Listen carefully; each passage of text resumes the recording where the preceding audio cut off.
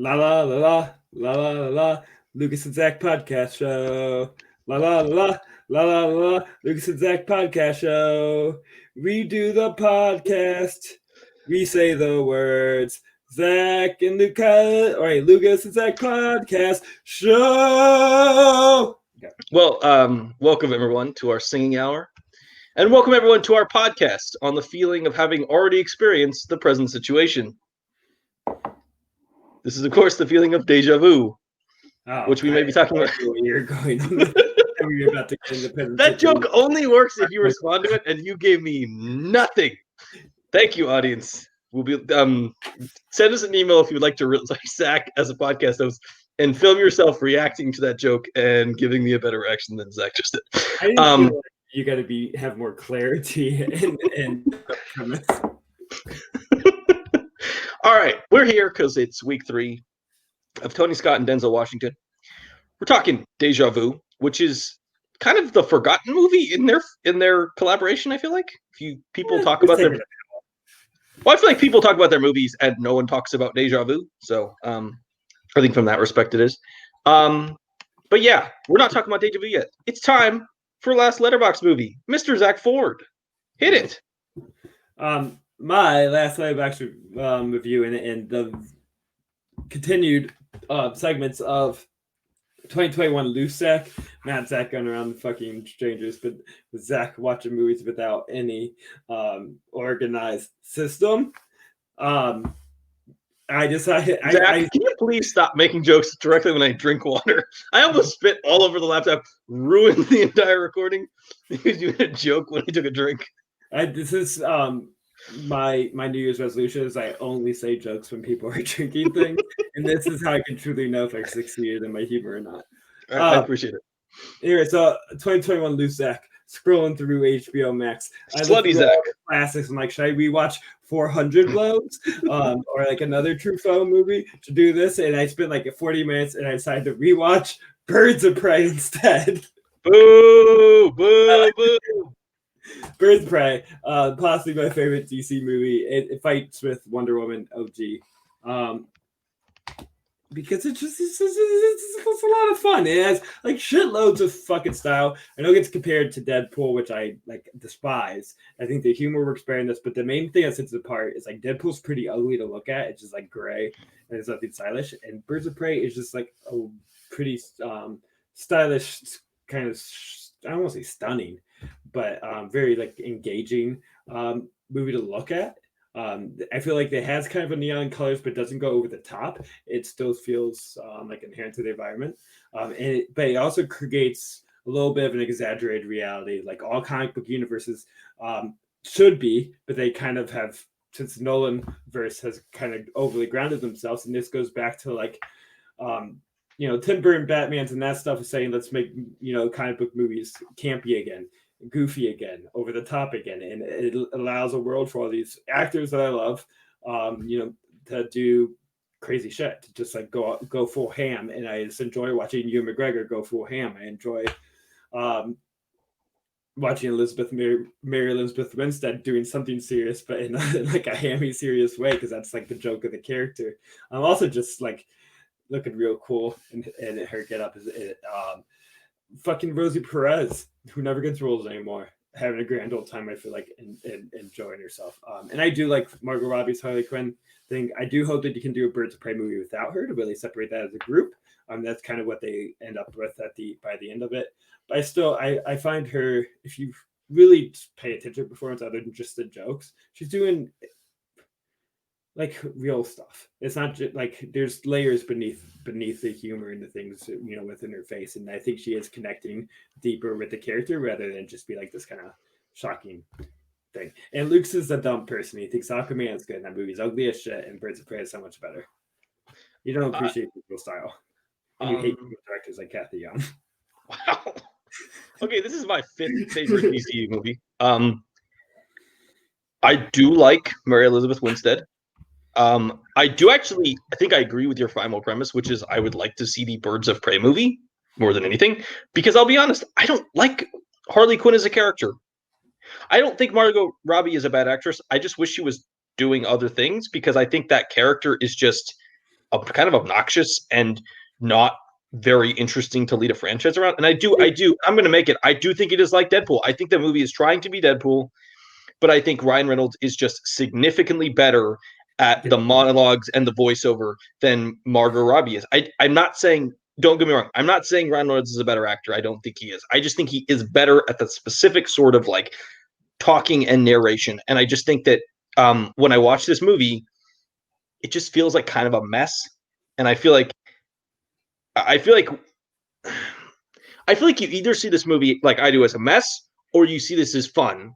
I think the movie is kind of like a bunch of stuff thrown together, and I don't think even Zach's going to argue that this movie is like regimented and split out and particularly well produced and clear and concise. But I think that's the point. I think it almost is pointedly not that. It's kind of and maybe that just doesn't work for me. I do think a frustration for me of the movie is I think Ewan could do a lot more. I think he gets not a lot to do. I think he's good. I like the moments he's in the movie. I just wish that character was given more. And I think that the way he leaves the story is anticlimactic and kind of disappointing considering what you've kind of been given to expect from him. I think Mary Louise Winston, I love her as Huntress. That was actually my favorite part of the movie by far. Just spin-off movie, just her. I would.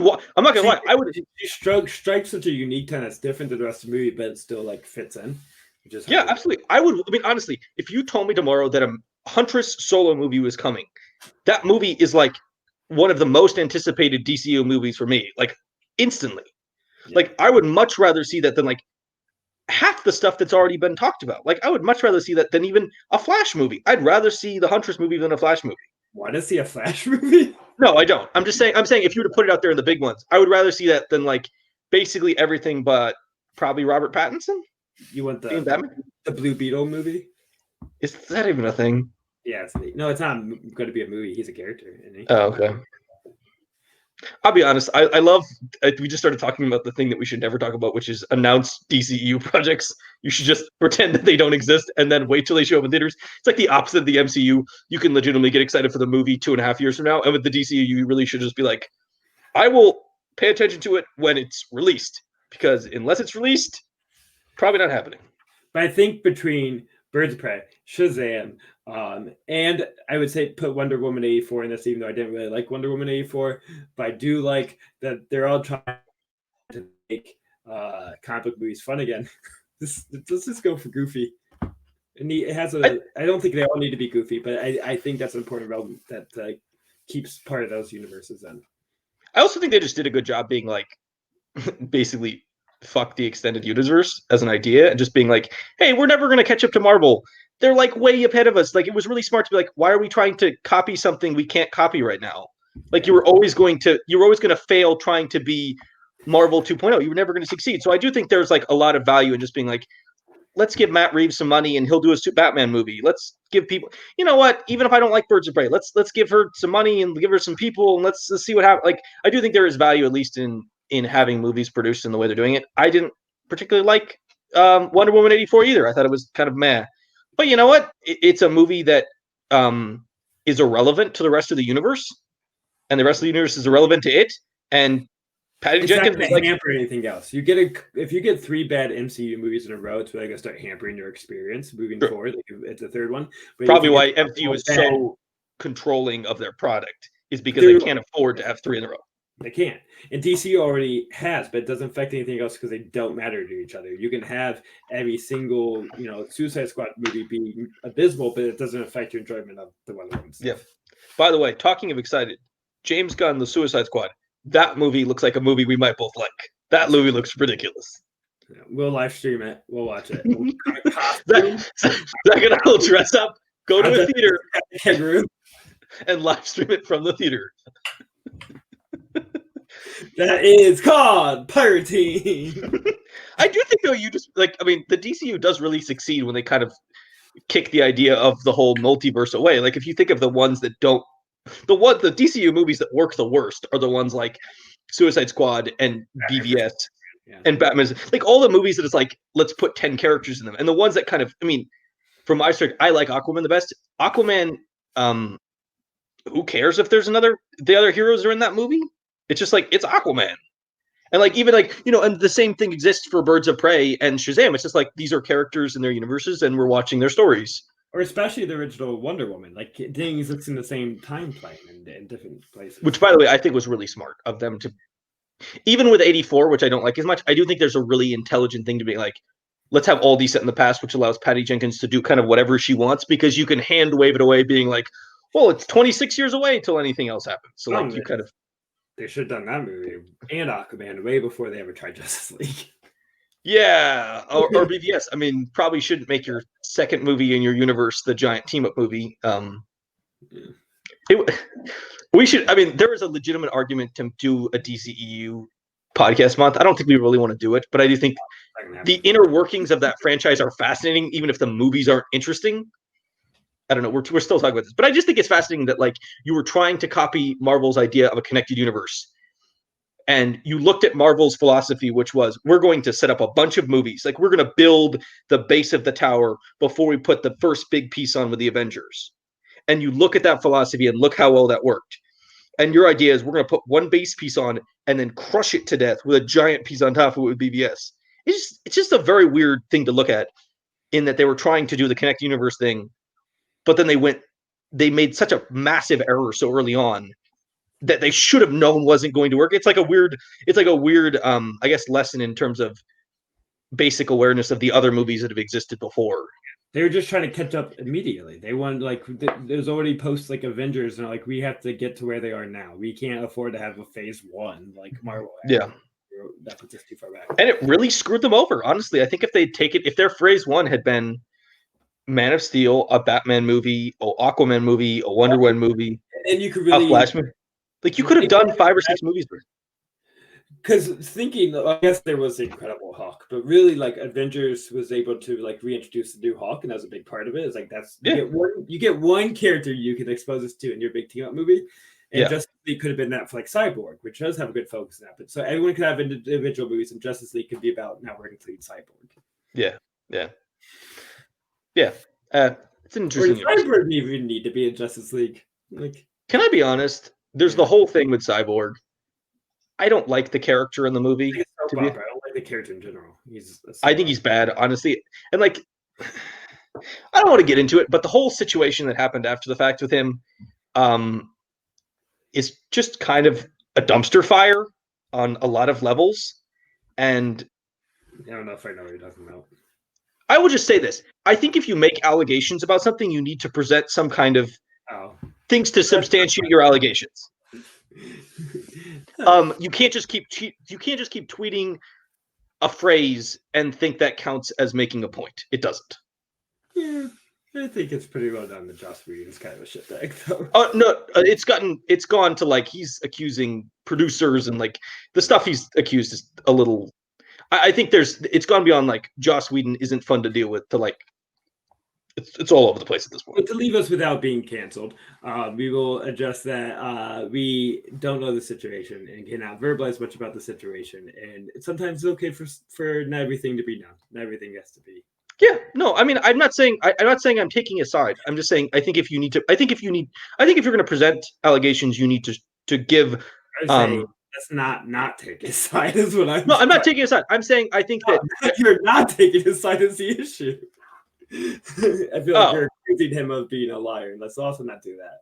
No, I'm not saying he is. I'm not saying that he's lying. I'm not saying they're lying. I'm saying that I think if you're going to have that stuff out in the open and allegations exist, I think you need to present the evidence behind them. And I think what as a viewer of the situation, what I would like to see is more evidence, so that you can actually make a choice beyond just like PR statements, which is what it feels like so far.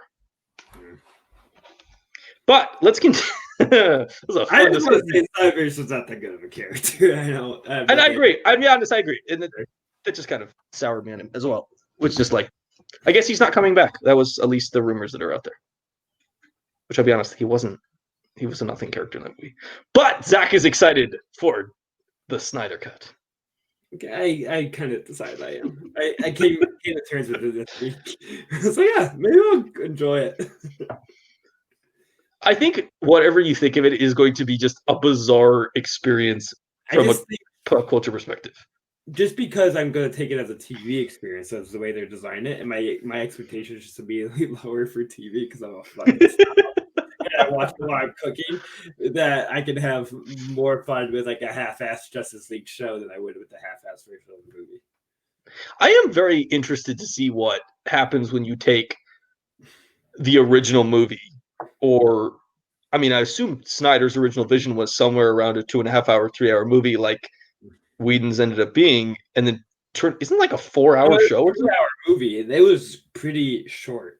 They like cut the Oh movie. yeah. Well, it's not. I mean, I think Whedon is definitely more of a brisk filmmaker than Snyder. Snyder's definitely a little bit more expensive. We didn't also This talk. Let's talk about how Avengers not a good movie. Avengers is.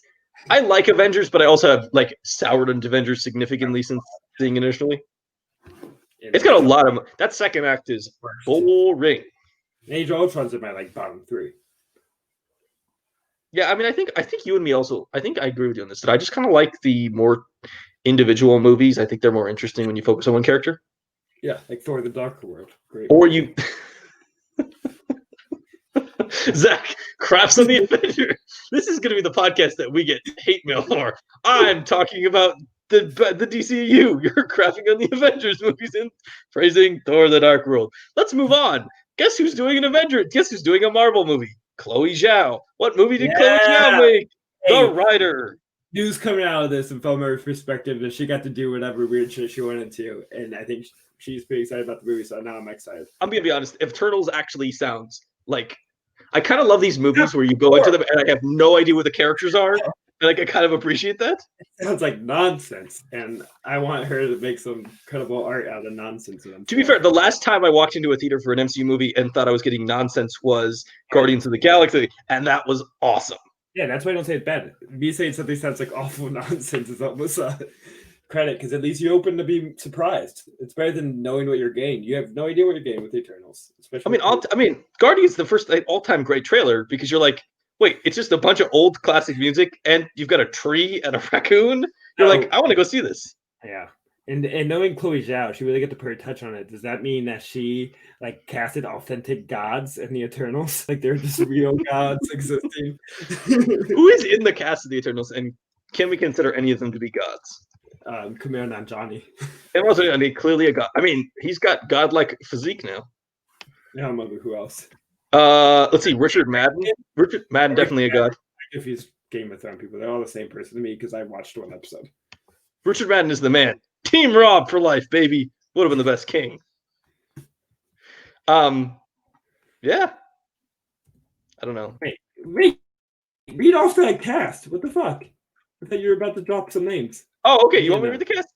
Harry Harrington is in it. I didn't make that up. Okay. Male is in it. Angelina Jolie. I forgot that. Somebody named Laura Ridloff. My favorite. Who's on The Walking Dead. Never heard of her. Brian Tyree Henry. Good actress. Brian Tyree Henry. Definitely a god. Yeah. Salma Hayek. Barry Keoghan. He has to be the villain, right? That fucking creepo. He's like the number 2 creeper after what's his face from Get Out? What's his name? Oh, Jesse Plemons. No. No. What's his name? The guy who always looks like he's like playing some kind of. I'd say our 2 top creepos are him and Barry Keoghan. Keoghan is just creepy. And this is like the boring Caleb Landry Jones, who is just he's a creepy dude. Just this is our best moment of the show ever. I'm putting this in our greatest moments. Back at Lucas Reed pages. Kit Harington is in it. Gemma Chan is in it. Gemma Chan's great. Who is I mean, credit to Chloe Zhao. She took Gemma Chan, who is in Captain Marvel, and was like, screw that crap. She's a different character in another movie. Captain Marvel, right? What? She's one of the alien people in Captain Marvel, right? Yeah. She's really good in Let Them All Talk. And what's the Jonah Hill Emma Stone show? She was also really good. I just remember her from. Oh, she's from Ex Machina. She gets to dance. She's like one of the best scenes of the whole past decade. She gets to dance. I just remember her from the BBC, the British comedy show Fresh Meat. She has like a 2-episode run as like a weird drama student. Like, is it possible that I'm confusing her with a different actress? Yes, because I don't think that's her at all. Did Zack just confuse Asian people? Okay. She's not an Ex Machina, and she's not in the Jonah Hill show. It's a whole. Yeah, she is in Let Them All Talk. Thank. Oh my god. We're 20 minutes into this episode. We've gone off. Let me get back on track. The Writer, Chloe Zhao's movie, is awesome and really good, and really sneaks up on you emotionally. You kind of watch it, and you're just getting immersed in the world, and then kind of with 20 minutes left, you kind of get hit with the gut punch of just like how rough it is to live in this world where, you know, all you want to be is a rodeo rider, but you've already experienced an injury, and you've got like a friend who's paralyzed because, like, it's just a really really haunting movie of like what exists when you don't have a lot of options, and the one option you really want to follow is kind of being shut off to you, and like how do you deal with that circumstance? And I just think it is just really authentic and really real, and like feels like just like a story. It feels like a documentary, but it's a narrative story, and I think you have to give a lot of credit to Chloe Zhao, who I believe like directs and produces and writes it. Like, this is basically a one-woman show, and she deserves so much credit. So I'm glad I watched that.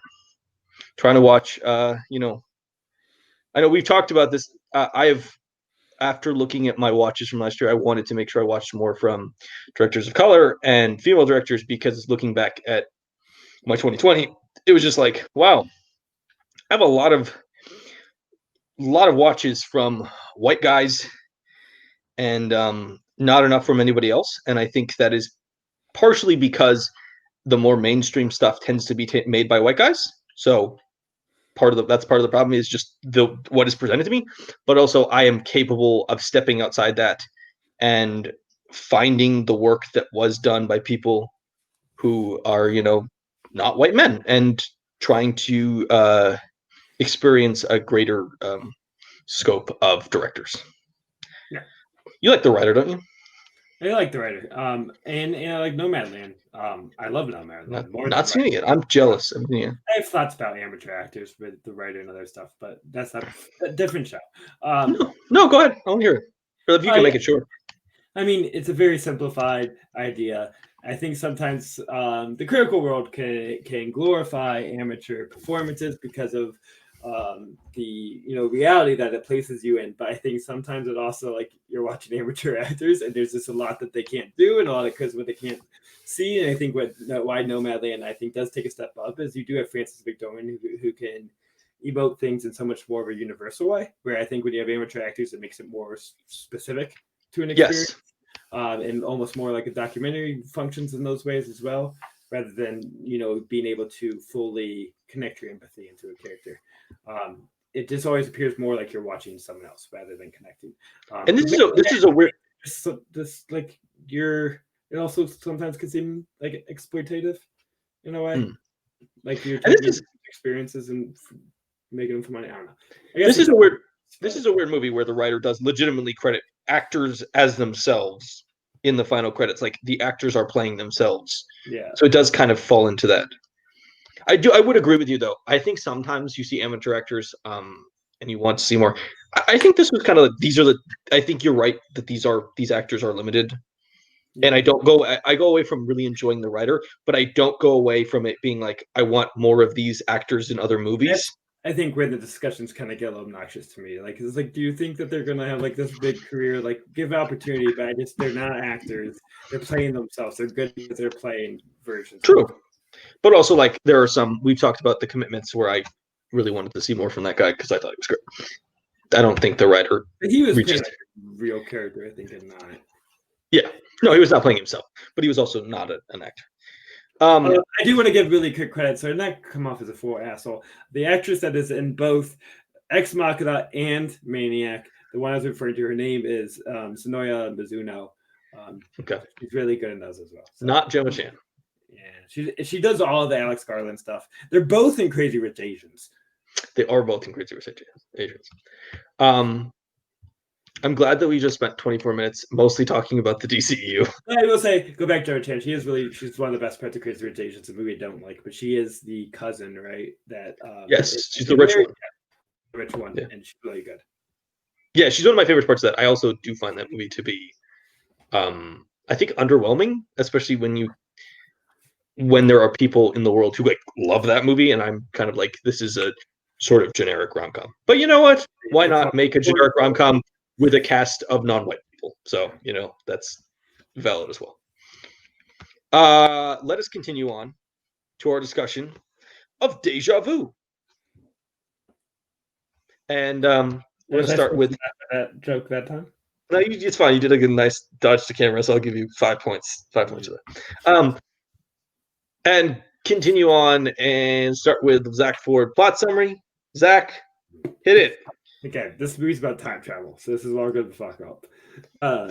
Just to be clear, if you get to a point in time travel, you're allowed to say time travel and move on. Okay, awesome. There's a ferry.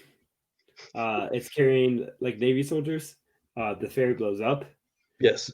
Denzel comes in, does Denzel shit, and he's like Sherlock Holmes, and he's like finding bomb slime off bridges. I'm like, oh, this is like this specific kind of bomb slime. So I know how this happens. He's a much better detective or mystery solver than he was in Man on Fire, which is a pawn you mentioned. We'll talk about this later. And Val Kilmer comes in like, hey, I like your style. You're smart. You know what you do. Come into my like special group that uses specific tools to solve mysteries. So he joins like Adam Goldberg and a bunch of other nerds watching TV screens. And it's like it's 4 days and so many hours back that they have such a that they have like a live feed of, which he's like a little confused about it. They tried to explain it in basic terms, like, oh, like it just kind of like creates 3D, resemblances of that time, but we can only do like this exact minute. And then he gets a little too suspicious of like how they seem like they know we're there. Like there's other, but they never explain how they still know they're there. And they never fully explain the technology after this, anyways. They don't really ever explain the technology in the first place. They just have a very bizarre number. I will read it out to you. I'm still confused how she knows something is there. That makes no sense. I don't think we're. I think you're it's not allowed to talk. This is my summary. Shut your goddamn mouth. Denzel stares at a bunch of TV screens. Stares like a champ. He gets angry and breaks TV screens when they're not explaining to him what's going on and explaining it in a way that makes sense to him. And it's like, oh, we have like there's like a fold in time, and we're actually getting like the live feed from this folded time. It's coming back to us. That's why we can only do that exact minute. Like we can't change anything. We're just watching it, happen.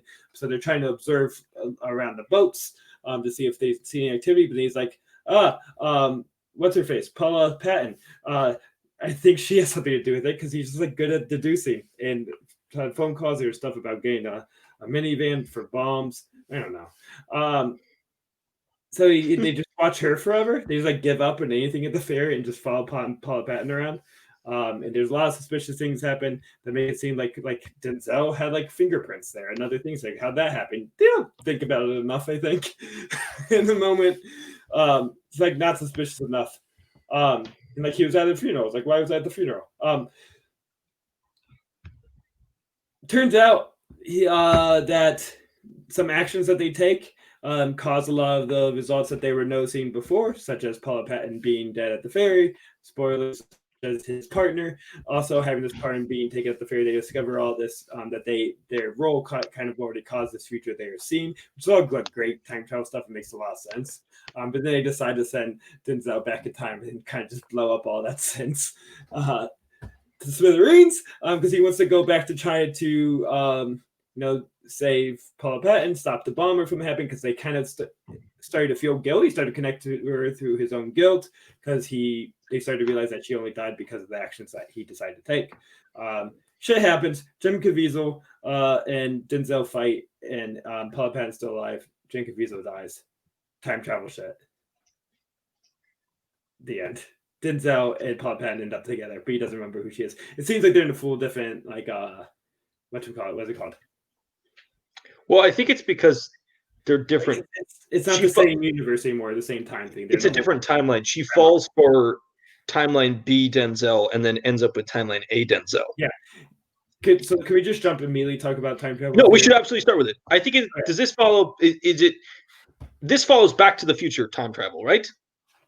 I can't keep track of all the different. Back to the Future. Back to the Future is the idea that it's like the different time streams. You go back and there's two different timelines, but if you can affect the other ones, so basically, like what they realized in this movie is you can't affect the other one. Well, that's where this movie makes no sense because it did affect the other one, but also created its own strand. And so, how's that work? Well, I think what happens is their actions of involving Paula Patton and involving his partner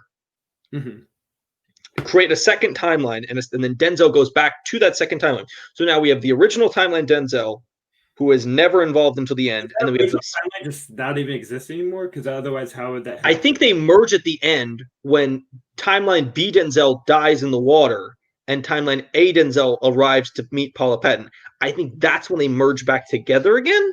Although I don't merge timelines together. Is that the rule? As long as I don't know if they have to die. I think that's just the way it ends up working in this movie. I also think this movie. I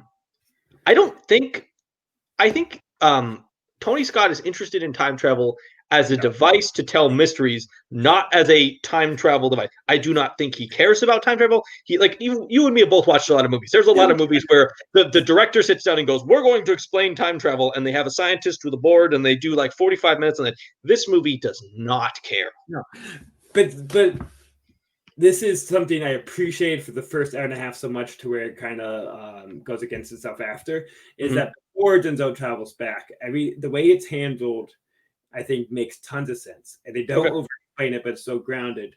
But just the way that it almost seemed like everything they try to change, they're already were feeling the results. They just didn't notice it. Like they already heard, being dead and his partner already happened. That's part of the reality.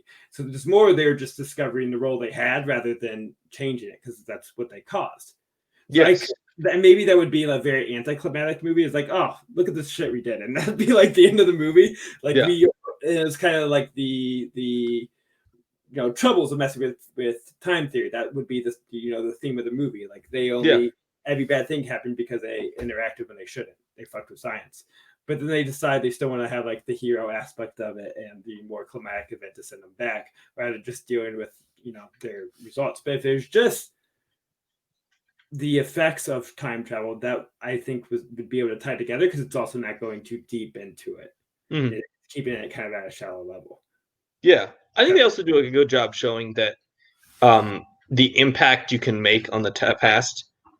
Like I like the fact that the impacts are small. Like one of the biggest ones is his partner dies in the explosion versus his partner dies in being shot by Jim Caviezel. The differences are really they're not massive. I appreciate that this story does not try to turn it into, oh wow, you went back and then you caused some kind of crazy time vortex. You watch some movies and they take time travel and it's I think it's sometimes time travel gets really boring if you try to show us ridiculously high stakes for the consequences of time travel.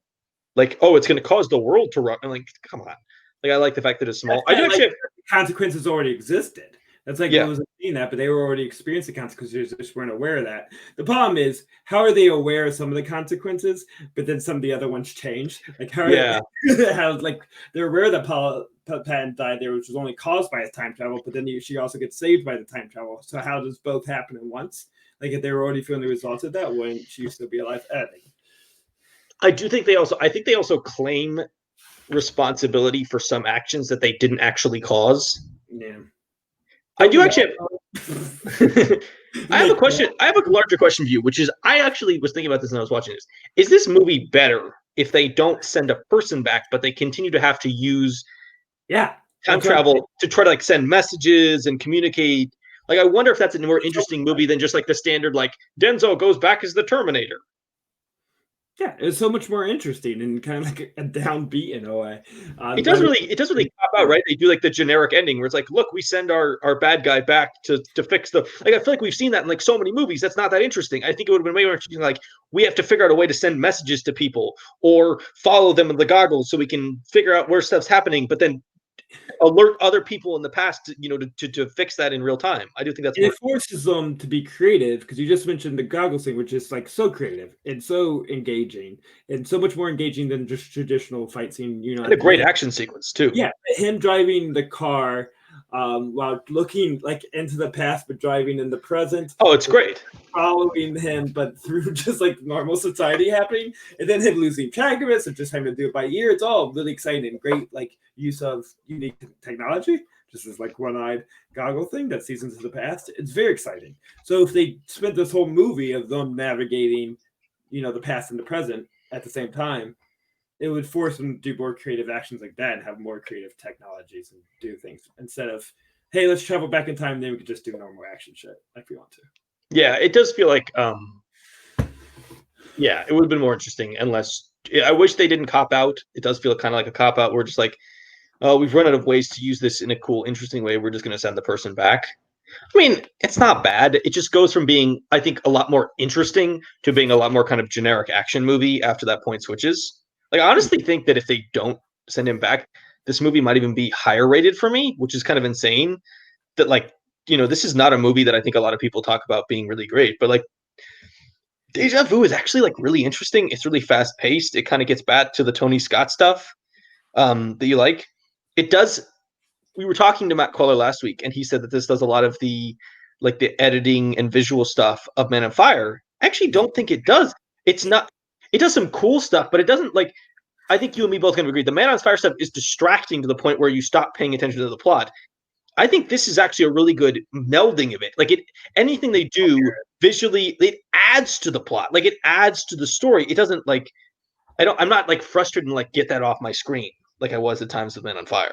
It also makes sense with the technology that they're using. So a lot of the weird zooms and stuff happens from the TVs they're watching and from them zooming in and changing, the camera angle.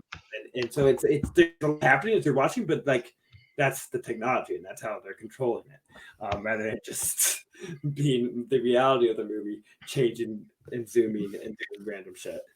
That does feel like it's Tony Scott's favorite part of the movie, which is the tech. I think he just loves the ability to play with what that's like on screen. The fact that you can go back, the goggles are super. There's like, I mean, we talked about this. That's such a good action sequence where he's like crashing into things because he's seeing in the past, but there's the present. So like he's looking at a version of it where there isn't a car on the road, but there is a car on. I just think that's just such a good sequence.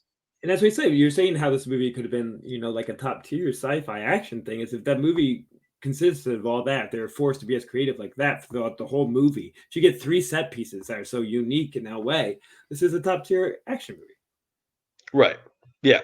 And it would have been cool if they'd had to do more of the sending messages back to alert people and then, trying to figure out how to fix what happened in the past before it happened without actually sending an individual back. So it was truly like, can we manipulate the people of the past with the information we have now to cause a better outcome? I think that would have been in some ways really interesting and also kind of more of a moral, like a morally ambiguous movie where it's like, if you're putting other people in danger in the past using the information you have now, like, does that make you a good person or a bad person? I think that's like an interesting question to talk about. Like, that, but it was interesting for the first 90 minutes. Yeah. And it was interesting that they like his partner dies in both scenarios, but his partner dies in a much worse way, arguably, because they send him back a message and give him information.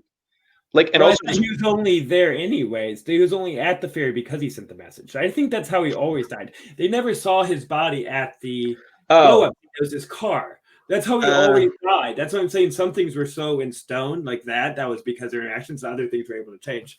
But, interesting. Because I thought that was trying to insinuate that he had exploded on the ferry with the other people. No, that was one of the like suspicious puzzle pieces. Like, oh, he was on vacation. It's like, but we found your partner's car there. Like, okay, like, why that happens? Because Denzel interactive. So I do like that level of guilt, and I think that level of guilt, the only reason that his kind of obsession with Paul Patton makes sense. Like, it doesn't make sense why he cares so much, but it does once you realize he cares because of the guilt that he Yes. feels interacting, and that's his responsibility. So I think that does add the more interesting layer that I think sets us apart from Man on Fire in my care of the characters because of that level of guilt. Yes. Him, feeling sad about his daughter dying and being drunk is, seen 1,000 times and not that deep. Really, they didn't have that much complexity, but this added levels of guilt because of the way he, interacted with the movies, technology in the movies world. The choices he made adds a distinct layer to this character. You also learn about that character's layers in the plot as the plot happens. Yeah. You're not forced to watch him have 45 minutes of scenes of sitting there looking at a wall feeling guilty about Paula Patton. Like, I think, that's one of the biggest differences. I will say, the one thing about the Paula Patton-Denzel relationship that annoys me is, why on earth do they have to kiss? That doesn't make any sense to me. It's just a weird... People and two sexy people should be I guess so, but it feels like... it just feels like such a weird, like, tacked on moment that doesn't need to happen. Yeah. But, like, it also, at the same time, doesn't really negate my... You're gonna have shirtless Denzel in your house and you're not gonna make out with him, even though it doesn't suit the movie's purpose. I don't know. Denzel is still holding on some of the beers from Man on Fire in this movie. Flight. Yeah, I mean, Flight is more fun. Flight is the peak Denzel drinking movie. Fun. Get the fuck out of here. It's a good movie. It's not fun.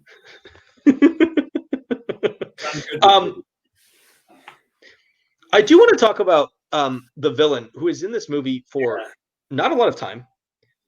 I think Jim Caviezel is really good in this very small role. What? Jim Caviezel underrated? Is this I think I don't know if he's underrated because I think he gets the recognition he deserves. I think he is just criminally underseen. He gets stuck on like Person of Interest on like a CBS. No, but that's what I'm saying is I feel like in some ways he's underrated in that he deserves better roles. I think he gets the recognition he deserves when he gets the roles that are worthy. Yeah. He doesn't need like I do think Jim Caviezel is like one of the weirdly fascinating careers of the 90s and 2000s. If you go back and be like, this guy is really good on everything, why on earth does he not have a better career? It's like a really big question. Do you think Jesus ruined him? I think Jesus ruined his career. That really? Wow. So wow. We're definitely getting hated on now. Not because he likes Jesus, because he played Jesus. Because the Passion of the Christ. And then I feel like he was able to overcome this like the media I guess that movie kind of was at the time. And so it just kind of blocked. He really doesn't do that much after this, you're right. I don't think it's stuck on CBS. Yeah. But even like the movies he does, if you look at the movies he does, it's not a particularly impressive. Well, Person of Interest is 5 years after this, and 7 years after Passion of the Christ. I do think this character is really scary because this character totally fits in 2020 of this person who thinks they're like totally right in their warped, twisted mind, and they're taking justice into their own hands by being a criminal. Today, we did not watch it today, but that would have been rough. Or yesterday, actually. So not to put this in the time span, but Zack, big world events may have happened in about the past 24 hours. We'll just open it up. We're pre-recording this. It is currently January 7th. Yesterday, rioters took over the Capitol. Domestic terrorists took over the Capitol. We watched this a couple days before that. But yeah, it is would have been there. Even without seeing what happened yesterday, this movie is eerily familiar to 2020 and the idea of Jim Caviezel is a guy who is crazy, out of his mind, but is firmly convicted and believing that he is rendering justice on people for not letting him join the military by killing a bunch of them. Yeah, thinking it's your responsibility to take things in your own hands to make the country this way you imagine. It's scary. I mean, also, he has a really good interrogation scene where and I think there's something scary about the fact that he is clearly crazy, but also very eloquent about how crazy he is. That is like not stable-minded at all, but like stable in his speech. Like it just Yeah, has he's that eloquent. He's really like level. an eloquent, intellectual way of thinking about his insanity. Like he's not some mumbling fool, but he has this crazy ideas and This like is like someone who like thinks that he went through this big, philosophical breakthrough. yes, yes. Like He he has found believes peace. he's the type of person who's written a 500-page manifesto that is weirdly brilliant but also psychotically disturbing. Yeah. And he's just It's um it is a very good performance. It's a very small performance, but he kind of kills every second he's on screen. Should they have had more of him? Because they introduced him halfway through, so it's not really a secret. So should we have known all along who it was, rather than us covering it, so we can get more? No, I feel like I feel like they kind of perfectly played it. Like I love the performance, but I'm also hesitant to say I want more of it because I feel like that character was never supposed to be the main character. Yeah. I also think that like, what are you going to give us more? I don't really want a backstory more than what he gave us because I think what he thinks his. That's what's good about this movie. I think it's created in the film, just like his is created. Yeah, but I think it's actually better. I think what's good about him is that he is the one who tells us his backstory, like what he considers to be important about it. It's not like we don't have to see, oh, what was this guy like as a kid? Like no one cares. I think it's interesting to see, like how he became this person, but only through what he thinks is the right things.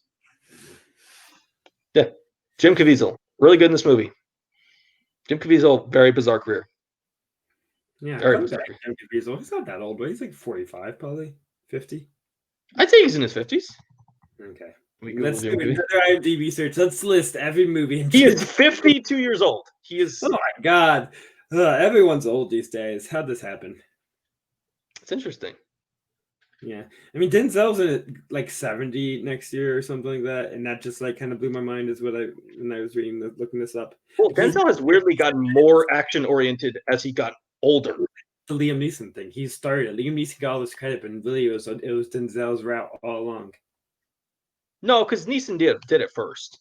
No, that's not true. But Neeson made it up. Neeson did it as full time first.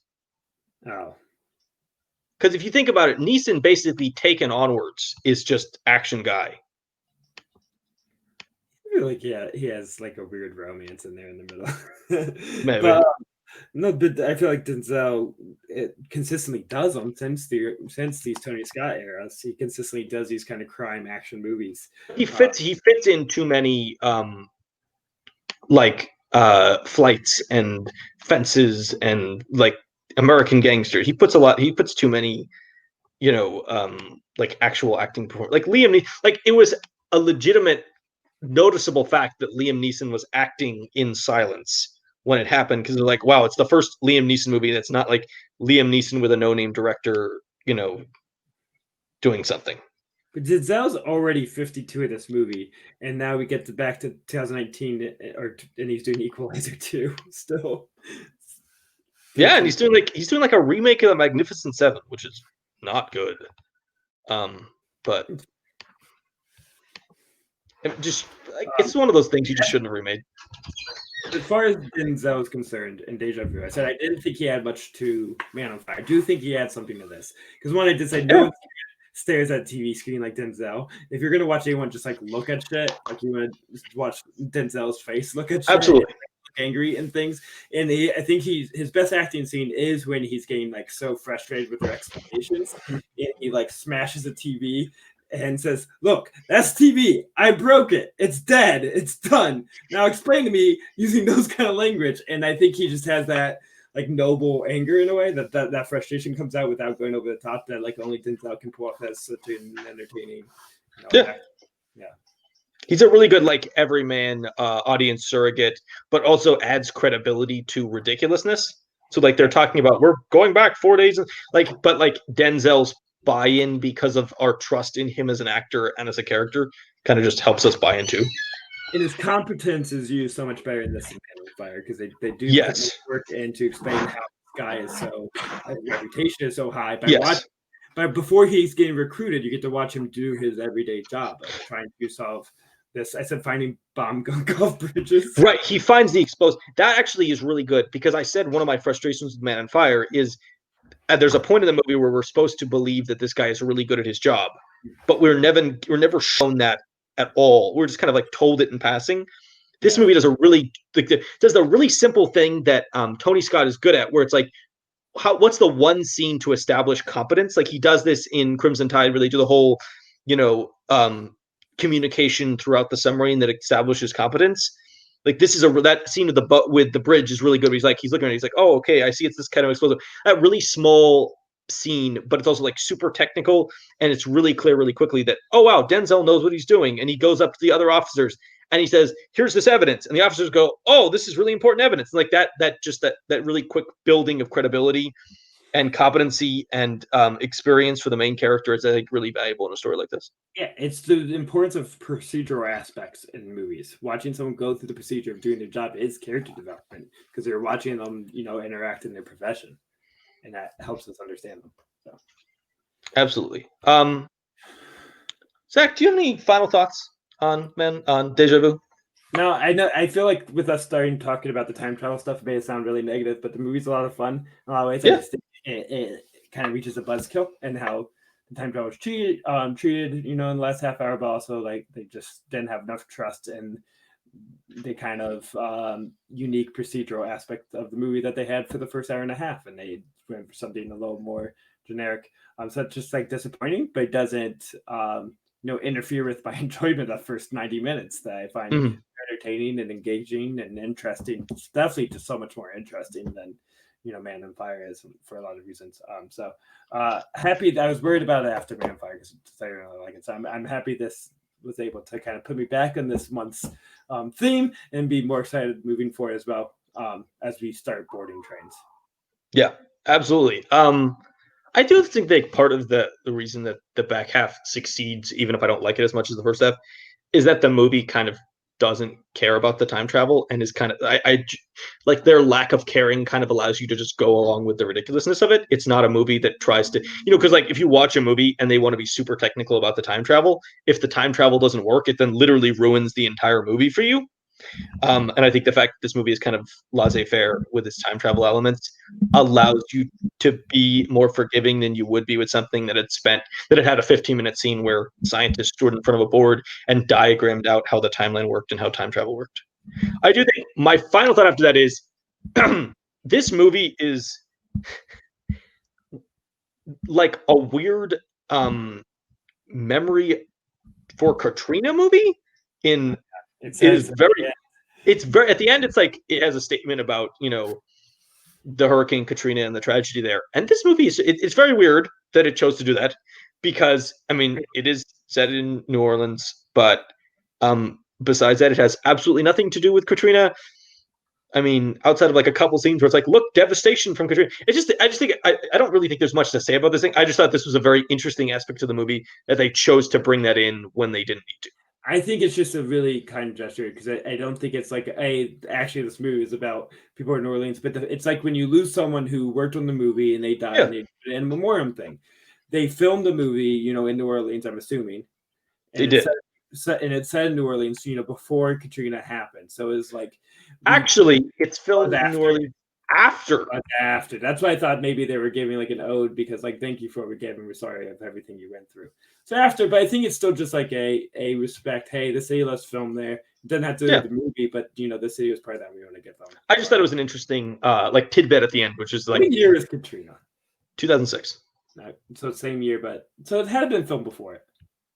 The movie came out in 2006. No, it's if you go to the Wikipedia page, it was delayed following Hurricane Katrina. But the release, not. I guess they had to. I guess they shot before and after. They shot before and after. It still makes sense with what I was trying to say. Like it was during the process of making the movie. This is what the city was going through. Yes, and it is interesting to note that there are shots of the devastation wrought by Katrina. There are some overhead shots of them traveling around the city that clearly show the effects of the flooding and the effects of the hurricane.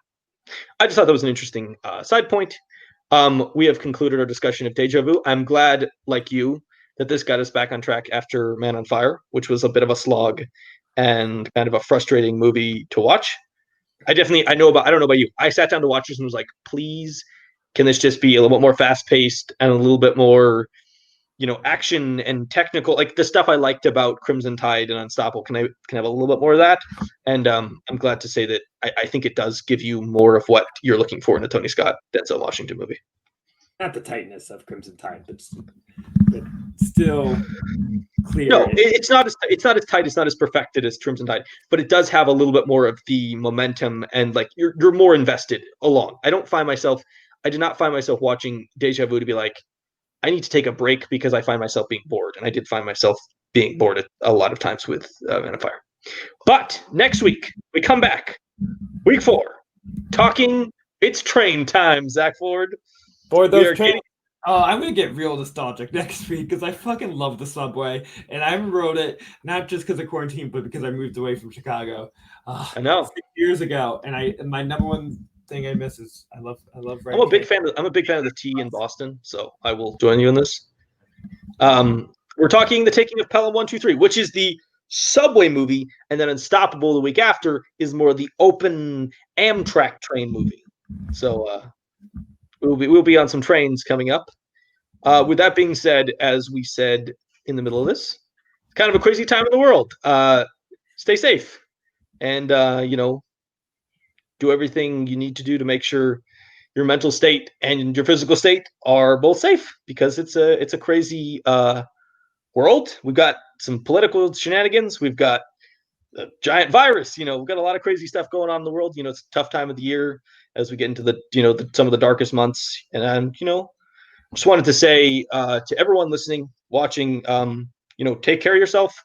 Self-care is really important, and any thing you can do for self-care, no matter how silly or small or irrelevant you may think it be, is really important. And taking time for that is a really good thing, and you should make sure you take that time. And it doesn't make you an apathetic person because you're trying to take self-care. You can still Absolutely, and also take time to find joy in existence as well. You can do absolutely.